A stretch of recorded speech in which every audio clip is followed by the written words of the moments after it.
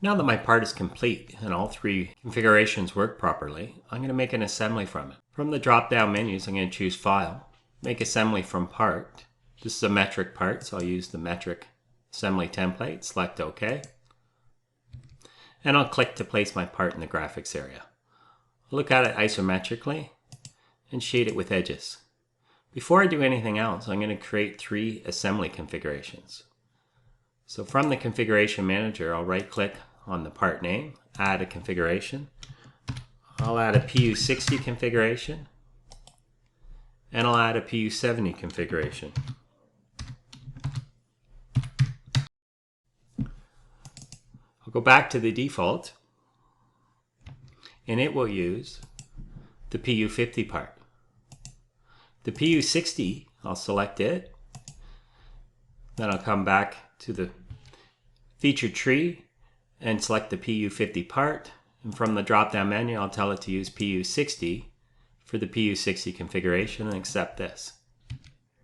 The part will change to the PU60, and I'll do the same, select the PU70 configuration back here and tell it to use the PU70 in this configuration. Double check that all configurations work properly. They do, so I'll go back to the default, and next I want to insert the previous assembly I made. First I'm going to Control Tab back to my part, and I'm going to close it. Now I'm going to select Insert Components. Because no parts are open, SOLIDWORKS will open to the last place I had opened something from. And here I'm going to navigate to where my other assembly is, and I'll open it and click to place it in the graphics area. This is now a sub-assembly. This part will be mated into one of these 2 slots. So what I want to do is, I don't recall the length of this. I'm going to go to Evaluate. I'm going to measure it. And I can see that's 5 mils, so I'll close the Evaluate window.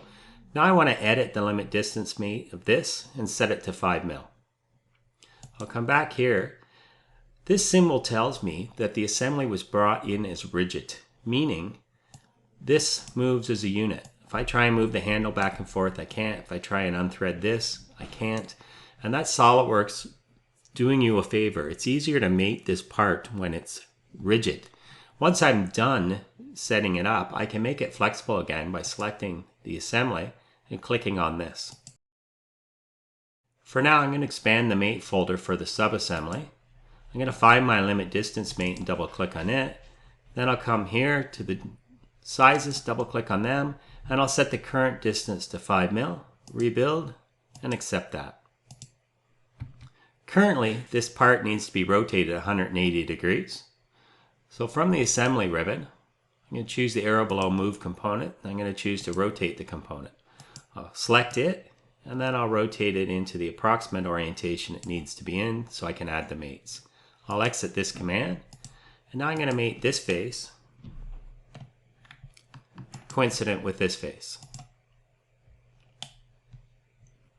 So next I'm going to drag it over close to the slot where it should be, and to make it easier, I'm going to make the rubber stopper see-through. So what I want is this featured centered in the slot this way, and then be able to move through the 6 mil distance this way. To center in the slot, I'm going to go to the mate, and then I'm going to come down to advanced mates, and I'm going to use a width mate.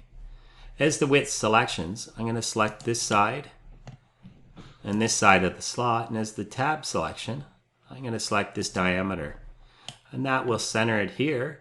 So I've used the width mate, and for the constraint I'm going to leave it centered, and I'll right click and accept that. Then I'll close the mate window. For the next mate, I want to constrain it with its movement this way.